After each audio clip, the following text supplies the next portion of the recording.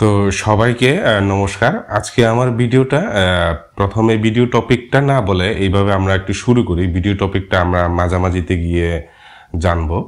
তো বর্তমানে এই যে 2025 সালে এই পৃথিবীতে মোট কতটি দেশ আছে আর কি, হ্যাঁ।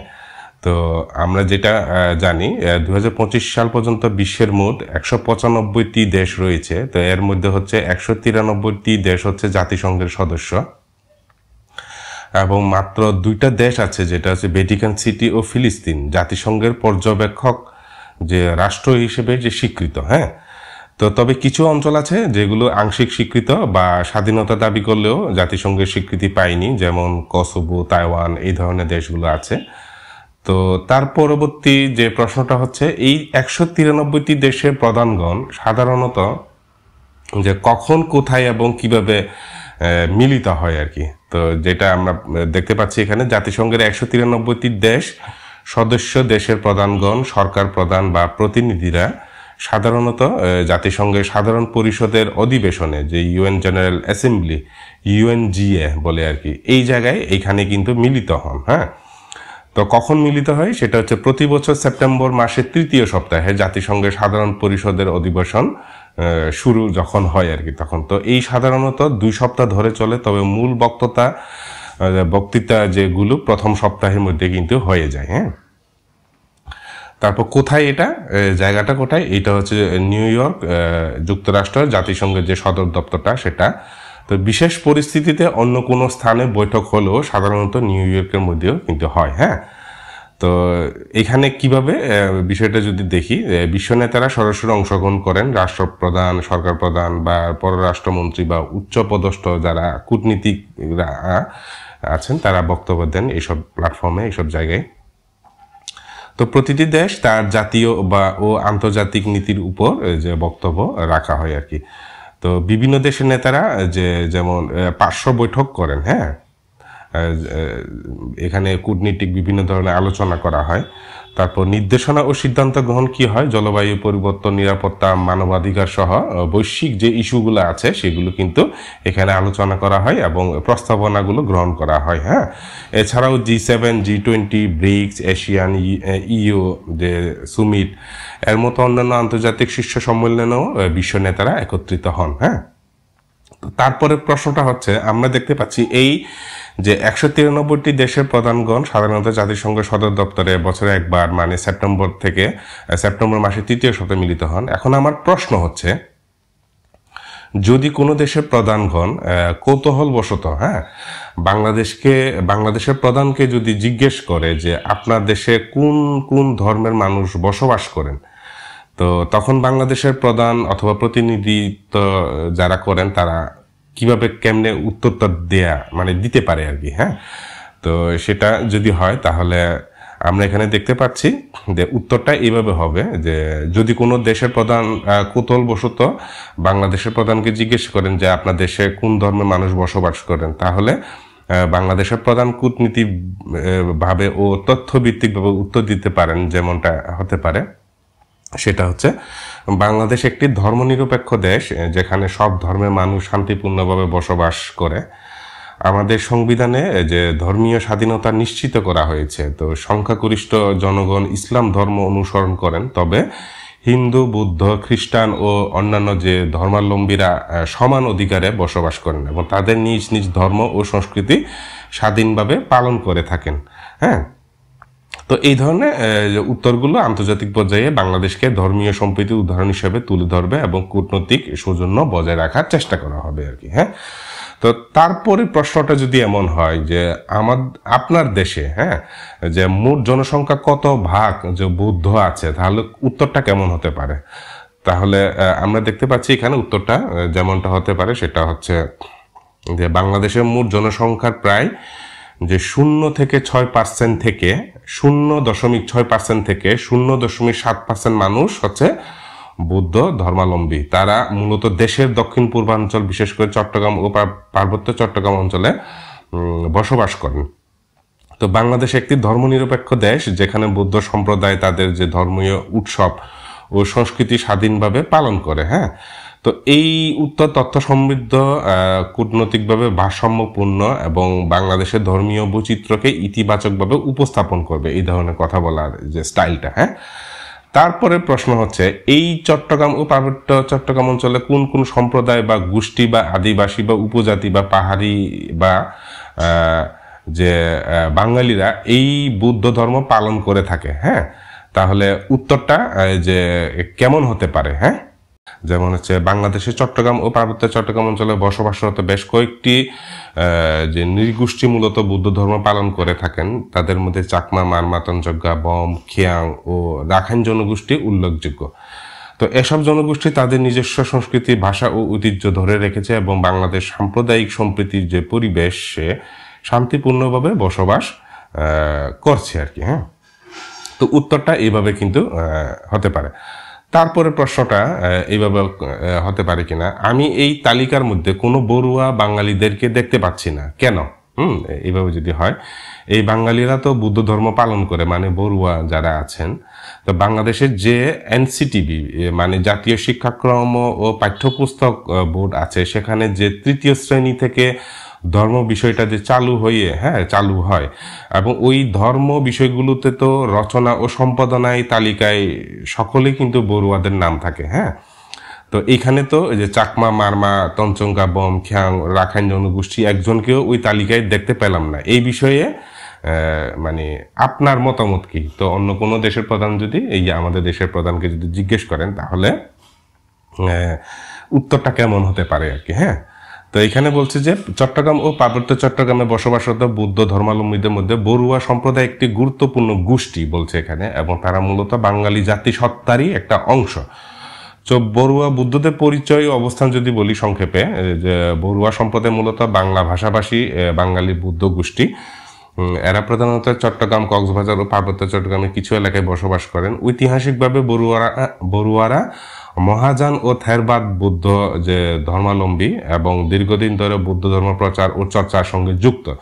তো বড়ুয়াদের অনেকেই শিক্ষিত ও সংস্কৃতিমনা এবং বহুজন বুদ্ধ ধর্মে প্রচার, সাহিত্য ও শিক্ষাক্ষেত্রে অবদান রেখেছেন।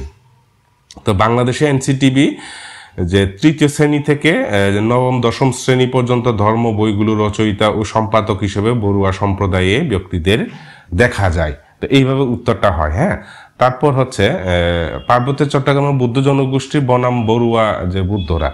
তো পার্বত্য চট্টগ্রামে বুদ্ধ জনগোষ্ঠী চাকমা, মারমা, তঞ্চঙ্গা, বম, খিয়াং ও রাখাইন জাতিগোষ্ঠী মূলত পাহাড়ি সম্প্রদায়ভুক্ত এবং তারা পার্বত্য অঞ্চলে বসবাস করেন।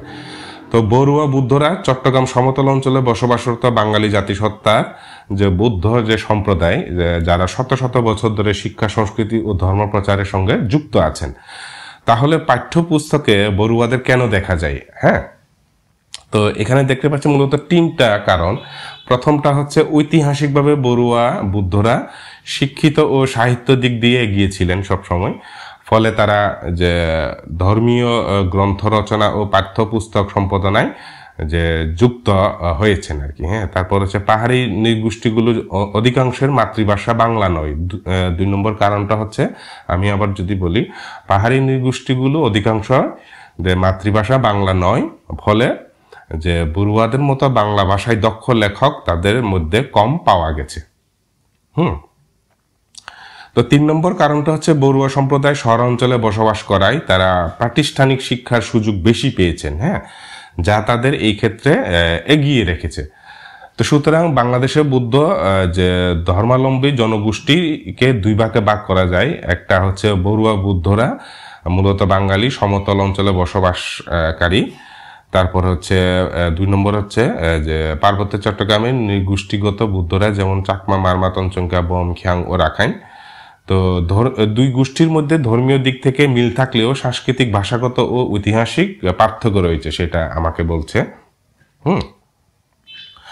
তো বর্তমানে মানে 2025 সালে বাংলাদেশের মোট জনসংখ্যা কত এবং তার মধ্যে বড়ুয়া বুদ্ধদের সংখ্যা কত, যারা মূলত বাঙালি সমতল অঞ্চলে বসবাসকারী, এবং পার্বত্য চট্টগ্রামে নৃগোষ্ঠীগতভাবে যে নৃগোষ্ঠীগত বুদ্ধদের সংখ্যা কত, অথবা যারা চাকমা, মারমা, তঞ্চঙ্গা, বম, খিয়াং ও রাখাইন। তো চ্যাটজিপিটি আমাকে যেটা বলছে, বর্তমানে মোট জনসংখ্যা 2025 সাল পর্যন্ত যেটা আপডেট, সেটা হচ্ছে বাংলাদেশের মোট জনসংখ্যা প্রায় 17,51,24,423 জন। হ্যাঁ, তো বাংলাদেশের বৌদ্ধ ধর্মাবলম্বী জনগোষ্ঠী হচ্ছে যে প্রায় বিভিন্ন সূত্র অনুযায়ী বাংলাদেশের বৌদ্ধ ধর্মাবলম্বীদের সংখ্যা প্রায় 10 লাখ, মানে হচ্ছে 1 মিলিয়ন, যা দেশের মোট জনসংখ্যা প্রায় 0.6% থেকে 0.7%।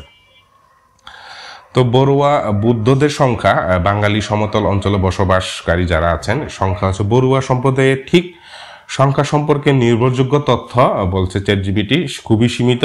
তবে কিছু সূত্রে উল্লেখ আছে যে বাংলাদেশে বড়ুয়া জনগোষ্ঠীর সংখ্যা প্রায় 36,000 মতো বলছে আর কি। হ্যাঁ, তো পার্বত্য চট্টগ্রামের নৃগোষ্ঠীগত বৌদ্ধদের সংখ্যা কেমন, এখানে যদি দেখা হয় চাকমা প্রায় হচ্ছে এখানে যে 4,44,748 জন এবং মারমা হচ্ছে 2,02,974 জন। তো অন্যান্য যেগুলো সম্প্রদায়গুলো আছে তঞ্চঙ্গা, বম, খ্যাং ও রাখাইন, এই সম্প্রদায়গুলো সুনির্দিষ্ট সংখ্যা সম্পর্কে নির্ভরযোগ্য তথ্য সীমিত। চ্যাটজিপিটি এটা আমাকে বলছে। তো এই যে উপরে প্রদত্ত সংখ্যা বিভিন্ন সূত্র থেকে সংগৃহীত এবং কিছু ক্ষেত্রে আনুমানিক, তো সঠিক ও হালনাগাদ তথ্যের জন্য বাংলাদেশের সাম্প্রতিক যে সরকারি আদমশুমারি বা নির্ভরযোগ্য গবেষণা প্রতিবেদনে পরামর্শ করা উচিত। চ্যাটজিপিটি আমাকে এইটা বলছে আর কি। হ্যাঁ, তো তারপরের যে প্রশ্নটা ছিল আমার কাছে সেটা হচ্ছে, আমি যতদূর জানি বাংলাদেশের স্বাধীনতার পর থেকে প্রাইমারি, হাই স্কুল এই লেভেলে যে ধর্মীয় বিষয়টা, যে শ্রেণীভিত্তিক যে বইটা আছে, সেই শুরু থেকে এই বইগুলো রচনা সম্পাদনার দায়িত্বে সবসময় বড়ুয়ারাই কিন্তু ছিলেন। হ্যাঁ, তো কেন ছিলেন সেটা একটু আগে আমরা দেখতে পেয়েছি।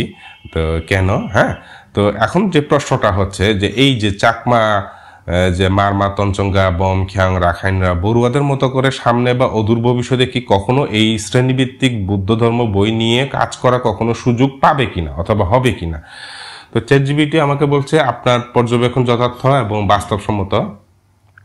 বর্তমানে বাংলাদেশের প্রাথমিক মাধ্যমিক এই যে পর্যায়ে যে বৌদ্ধ ধর্ম ও নৈতিক শিক্ষা বিষয়ে পাঠ্যপুস্তকগুলো রচনা ও সম্পাদনার দায়িত্ব ঐতিহাসিকভাবেই বড়ুয়া বুদ্ধ সম্প্রদায়ের লেখক, গবেষক ও শিক্ষাবিদদের হাতে রয়েছে। তো এইটার প্রধান কারণগুলো মানে যেটা তুলে ধরেছে যে তাহলে চাকমা, মারমা, বম, খ্যাং ও রাখাইন ভবিষ্যতে এই পাঠ্যপুস্তকের রচনা সম্পাদনায় যে যুক্ত হতে পারবেন কিনা। তো সংক্ষেপে উত্তর হচ্ছে হ্যাঁ, পারবেন। তবে কিছু চ্যালেঞ্জ কাটিয়ে উঠতে হবে। কি কি চ্যালেঞ্জ আমরা যদি দেখে নিই, প্রথম চ্যালেঞ্জটা হচ্ছে বাংলা ভাষার যে দক্ষতাটা। হ্যাঁ, তো পাহাড়ি নৃগোষ্ঠীগুলো অধিকাংশ মানুষের মাতৃভাষা চাকমা, মারমা, তঞ্চঙ্গা বা অন্যান্য উপজাতির যে ভাষাগুলো আছে সেটা।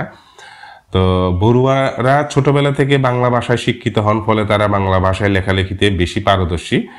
পাহাড়ি বুদ্ধরা যদি বাংলা ভাষায় যে সাহিত্য চর্চা ও একাডেমিক লেখালেখিতে দক্ষতা বাড়ান, তাহলে ভবিষ্যতে তাদের সামনে সুযোগ আসতে পারে। তো এই বিষয়ে একটু কথাটা এইভাবে একটু বলে নিই। আমরা জানি বর্তমানে যে যারা ব্লগ যারা করছেন, ফেসবুকে যারা কন্টেন্ট ক্রিয়েটর, ইউটিউবে যারা কন্টেন্ট ক্রিয়েটর, তো আমি মোটামুটি ঘাটাঘাটি করে দেখেছি কেউ এই পর্যন্ত এই টপিকটা অথবা এই বিষয়টা নিয়ে কিন্তু এখনো কিন্তু কেউ কোনোদিন কথাও বলে নাই। হ্যাঁ, তো সব সময় যেটা আমি আগে বলেছি যে এমন ফেসবুকে যে এমন কন্টেন্টগুলো নিয়ে আসে যেগুলো হচ্ছে ফানি অথবা ভয়ঙ্কর অথবা নিজে জীবন দিয়ে দিয়েছে। যে গতকালকেও দেখেছি আমরা যে ঈদের মধ্যে অনেক ছেলে মেয়েরা যে ট্রেনে ছাদের উপরে টিকটক অথবা সেলফি তুলতে গিয়ে অনেকে কিন্তু প্রাণ চলে গিয়েছে আর কি। তো এইগুলোতে বেশি ঝুঁকে আজকাল ছেলে মেয়েরা, কিন্তু এই ধরনের টপিক নিয়ে কাজ করা ওই ধরনের অ্যানালাইসিসে আসে না। তো সেটা যাক, এই বিষয়টা নিয়ে অন্য বেশি কথা বলবো না। তো 2 নম্বরটা আমরা দেখতে পাচ্ছি, 2 নম্বর যে কারণটা, যে চ্যালেঞ্জটা, হ্যাঁ, যে প্রাতিষ্ঠানিক শিক্ষা ও গবেষণা। যে বড়ুয়াদের মধ্যে অনেকেই ঢাকা বিশ্ববিদ্যালয়, চট্টগ্রাম বিশ্ববিদ্যালয় সহ বিভিন্ন উচ্চ শিক্ষা প্রতিষ্ঠানে ধর্মতত্ত্ব, পালি, সংস্কৃত ও বৌদ্ধ ধর্ম বিষয়ে পড়াশোনা করেছেন। তো এটাও একটা চ্যালেঞ্জ বলছে, কিন্তু পাহাড়িদের মধ্যে অথবা চাকমা, মারমাদের মধ্যে নেই। থাকলেও মনে হয় সংখ্যাগত দিক দিয়ে অতটা বেশি না। হ্যাঁ, তা পাহাড়ি বুদ্ধদের মধ্যে যদি বিশ্ববিদ্যালয় পর্যায়ে ধর্ম ও পালি ভাষার উপর গবেষণায় বেশি সংখ্যক শিক্ষার্থী যুক্ত হন, তাহলে তাদের গ্রহণযোগ্যতা বাড়বে। তো আমরা জানি অনেকেই যে পাহাড়িদের মধ্যেও অনেকে এই পালি, এই যে সংস্কৃত বৌদ্ধ ধর্ম নিয়ে পড়াশোনা করেছেন, কিন্তু এই গবেষণা কাজে কিন্তু তারা কিন্তু সম্পৃক্ত না। তো এই জন্য চ্যাটজিপিটি মনে হয় এই ধরনের আমাকে লিখে দিচ্ছে আর কি। হ্যাঁ, তো 3 নম্বর চ্যালেঞ্জটা কি, যে প্রকাশনা ও লেখালেখি অভ্যাস গড়ে তোলা। বড়ুয়াদের মধ্যে অনেকেই ধর্মীয় বই, গবেষণা, প্রবন্ধ ও সাহিত্য রচনা করেছেন, কিন্তু পাহাড়ি জনগোষ্ঠীর লেখকদেরও যদি বুদ্ধ ধর্ম বিষয়ে যে গবেষণা ও লেখালেখির প্রতি আগ্রহ বাড়ে, তাহলে ভবিষ্যতে তারা পাঠ্যপুস্তক রচনায় ভূমিকা রাখতে পারবেন। তো পাহাড়িদের মধ্যে অনেক, চাকমা মারমাদের মধ্যে অনেক বই, এই যে 21শে বই মেলাতেও অনেক বই কিন্তু বের হয়, কিন্তু এই বিষয়টা কিন্তু এখনো আমার কাছে মনে হয় এই ধরনের যে এই অ্যানালাইসিসগুলো, এই টপিকগুলো কিন্তু মাথায় নিয়ে আসতে পারে নাই। হ্যাঁ, তো এটা একটা প্রধান অন্যতম একটা চ্যালেঞ্জ। তারপরে 4 নম্বর চ্যালেঞ্জে আমরা দেখতে পাচ্ছি প্রশিক্ষণ ও সম্পৃক্ততা।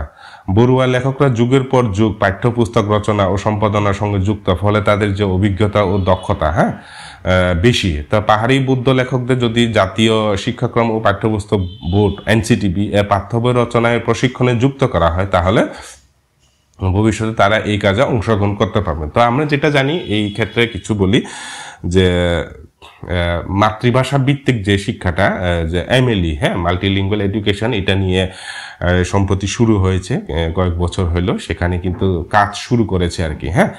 তো কিন্তু এইভাবে কিন্তু এই যে বুদ্ধ মানে ধর্মীয় যে বিষয়টা সরাসরি সম্পৃক্ত ওইভাবে কিন্তু হয় নাই। তো চ্যাটজিপিটি আমাকে ভবিষ্যতের যে সম্ভাবনার জন্য কিছু সুপারিশ করে দিচ্ছে, যেটা হচ্ছে বর্তমানে পাহাড়ি জনগোষ্ঠী অনেক তরুণ উচ্চশিক্ষা গ্রহণ করছেন এবং একাডেমিক গবেষণার দিকে ঝুঁকছেন। যদি তারা বাংলা ভাষায় দক্ষ হয়ে উঠতে পারেন, বৌদ্ধ ধর্ম বিষয়ে গবেষণা করেন এবং পাঠ্যপুস্তক রচনায় আগ্রহী হন, তাহলে ভবিষ্যতে তাদের জন্য একটা সুযোগ তৈরি হবে বলছে। তো সুপারিশগুলো হচ্ছে, পাহাড়ি নৃগোষ্ঠী তরুণদের বাংলা ভাষায় লেখালেখির দক্ষতা বাড়াতে হবে, ধর্ম ও পালি ভাষায় উচ্চশিক্ষা ও গবেষণা বাড়াতে হবে। শুধু উচ্চশিক্ষা নিলে হবে না, কিন্তু এখানে বলছে গবেষণা কিন্তু বাড়াতে হবে। এনসিটিবি বই লেখার কাজে তাদের অন্তর্ভুক্ত করতে হবে।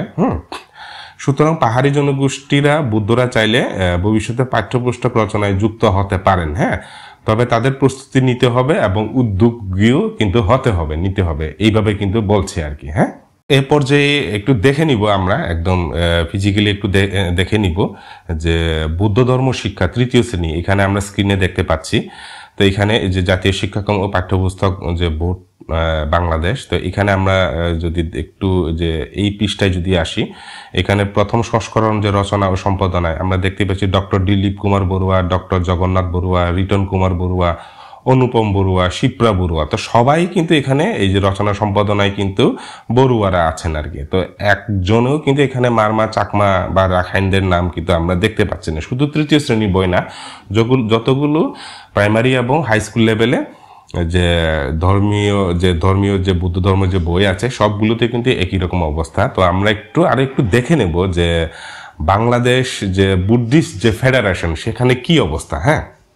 তো এখানে আমরা খুব সংক্ষিপ্তভাবে যে উইকিপিডিয়া যে ওয়েবসাইটটা আছে, লিঙ্কটা, সেখানে যদি দেখি, এটা যে গঠিত তা যে 1981 সালে ঢাকা আন্তর্জাতিক বৌদ্ধ বিহার নির্মাণ কমিটি হিসাবে গঠিত হয়, যে 1984 সালে যে বাংলাদেশ বুদ্ধিস্ট ফেডারেশন নামে যে হিসাবে গঠিত হয়। যে প্রতিষ্ঠাতা হচ্ছে এসকে চৌধুরী, যে বিশ্বপতি বড়ুয়া, ধরন হচ্ছে ধর্মীয় সংগঠন, সদর দপ্তর হচ্ছে আন্তর্জাতিক বৌদ্ধ বিহার, মেরুল, বাড্ডা, ঢাকা। তো পরিষেবা যেটা বলছে যে বাংলাদেশি বৌদ্ধ ধর্মের মানুষদের ধর্মীয়, সামাজিক, সাংস্কৃতিক সহ সার্বিক যে স্বার্থ রক্ষাটা। দাপ্তরিক ভাষাটা এখানে বলছে বাংলা। সভাপতি হচ্ছে দিবেন্দু বিকাশ চৌধুরী, পরবর্তী সভাপতি হিসেবে আমরা দেখতে পাচ্ছি নেত্রস সেন বড়ুয়া। তো নির্বাহী সভাপতি হচ্ছে অশোক বড়ুয়া, সাধারণ সম্পাদক এখনো আছেন যে ভিক্ষু যে সুনন্দ প্রিয়। তো প্রধান প্রতিষ্ঠান হচ্ছে ঢাকা যে আন্তর্জাতিক বৌদ্ধ বিহার যে নির্মাণ কমিটি। তো ওয়েবসাইটটা সহ আছে, এই ওয়েবসাইটে গেলে আরো অনেক বিস্তারিত আমরা দেখতে পারবো। তো এখানে কিন্তু এই বুদ্ধিস্ট যে ফেডারেশনের উদ্দেশ্যটা আমরা যদি এইভাবে যদি একটু বলি, যে বাংলাদেশে মানুষের মধ্যে গৌতম বুদ্ধের অহিংসা, সাম্য, করুণা ও মৈত্রী বাণী প্রচার করা, বাংলাদেশে বসবাসরত বৌদ্ধ ধর্মীয় মানুষদের সাংস্কৃতিক ও সামাজিক ঐতিহ্য রক্ষা করা, বাংলাদেশের বৌদ্ধদের মধ্যে তাদের ধর্ম প্রচার ও ধর্ম শিক্ষা প্রদান করা, বুদ্ধ সম্প্রদায়ের মানুষদের বিভিন্ন জাতীয় ও আর্থসামাজিক কর্মকাণ্ডে অংশগ্রহণ নিশ্চিত করা, তো বুদ্ধদের মধ্যে শিশু, নারী ও বয়স্ক যে শিক্ষার প্রসার ঘটানো। তো এগুলো আমরা দেখতে পাচ্ছি আর কি। তো আরেকটা খুব গুরুত্বপূর্ণ একটা জিনিস দেখাবো আপনাদেরকে, সেটা হচ্ছে আমরা এখানে একটা ফেসবুকে একটা লিঙ্ক আমি খুঁজে পেয়েছি, যেটা হচ্ছে 5ই নভেম্বর 2024 সালে, গত বছরে, যে প্রধান উপদেষ্টা প্রফেসর ডক্টর মোহাম্মদ ইউনূসের সাথে বিভিন্ন ধর্মের নেতৃবৃন্দ সাক্ষাৎকালে বক্তব্য রাখছেন যে বাংলাদেশ বুদ্ধিস্ট ফেডারেশনের সাধারণ সম্পাদক ভিক্ষু সুনন্দ প্রিয়। তো তো এই ভিডিও ক্লিপটা যদি আমরা একটু দেখার চেষ্টা করি। পরিচয়টা দিয়ে নেবেন। আমি ভিক্ষু সুনন্দ প্রিয়, সাধারণ সম্পাদক বাংলাদেশ বুদ্ধিস্ট ফেডারেশন এবং উপাধ্যক্ষ আন্তর্জাতিক বৌদ্ধ বিহার। আমার এটা মনে হয় দ্বিতীয়বার মাননীয় প্রধান উপদেষ্টার সাথে বৈঠকের সৌভাগ্য হলো উনি দায়িত্ব নেওয়ার পরে। আমি বৌদ্ধ সম্প্রদায়ের পক্ষ থেকে ওনার দীর্ঘায়ু কামনা করছি, সুস্বাস্থ্য কামনা করছি, উনি যাতে দেশের যে দায়িত্ব নিয়েছেন সফলভাবে সমাপ্ত করতে পারেন, এটাই আমার প্রথম। আর দ্বিতীয়ত কথা হচ্ছে, বিশেষ করে আমি রামুর সন্তান, আপনারা জানেন। তো আমরা দেখতে পেলাম যে সারা বাংলাদেশে যে বুদ্ধিস্ট যে ফেডারেশনে, সেখানে কিন্তু বড়ুয়ারা কিন্তু এগিয়ে আছেন, আমরা স্বাগত জানাই, অনেক ধন্যবাদ।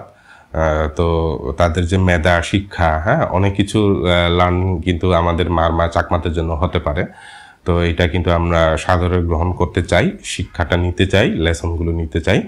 তো পরিশেষে এইভাবে বলে শেষ করতে পারি কিনা, আমরা যারা চাকমা, মারমা, তঞ্চকা, বমখিয়াং, রাখাইন সহ যারা আছি বাংলাদেশে, আমরা কি আসলেই বাংলাদেশে যে এনসিটিভিতে যে এই ধরনের বৌদ্ধ ধর্মের পাঠ্যপুস্তক লেখার যে বা কাজ করার সুযোগ পাচ্ছি না, নাকি মানে পাচ্ছি না হচ্ছে যে বাংলা ভাষা আমরা যে দক্ষতা যেটা দেখতে পেয়েছি, প্রাতিষ্ঠানিক শিক্ষা, গবেষণা, প্রকাশনা ও লেখালেখি অভ্যাস গড়ে তোলা, প্রশিক্ষণ সম্পর্কিত না থাকার কারণে নাকি অন্য কিছু কারণে, নাকি আমাদের আদৌ কিন্তু এইসব কাজে কিন্তু আমাদের কোনো আগ্রহ নাই। হ্যাঁ, তো আপনার কাছে কি মনে হয় আর কি, অবশ্যই আপনারা কমেন্টসে লিখে জানাবেন। হ্যাঁ।